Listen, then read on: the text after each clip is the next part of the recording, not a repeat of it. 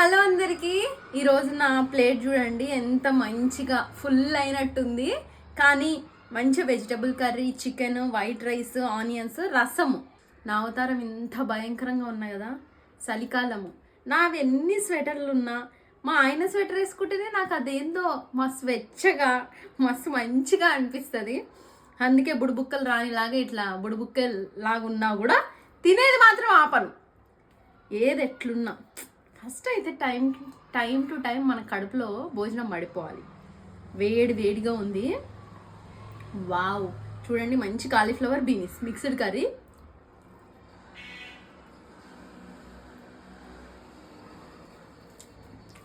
Full స్పైసీగా చేసిన.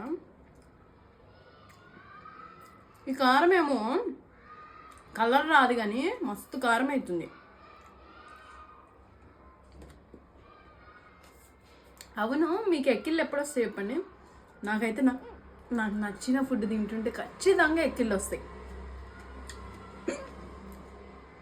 ఆగిపోతాయి అవే.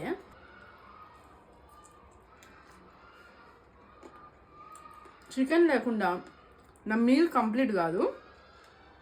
నార్మల్ డేస్లో ట్యూస్డే సాటర్డే కాకుండా రసం కూడా చేసిన. టమాటా చారు, మంచి మిరియాలు వేసి, చాలా ఎల్లిపాయ వేసి తిన్నామనుకో. నేను చేసే రసము మనం పిల్లలకి 6 months నుంచి ఫుడ్ స్టార్ట్ చేస్తాం కదా, 8 months పిల్లల నుంచి పెట్టచ్చండి. స్టమక్ చాలా క్లియర్ అవుతుంది, మంచిది. మా పిల్లలకైతే చిన్నప్పుడు ఎక్కువ రసమన్నమే ఉంటుండే.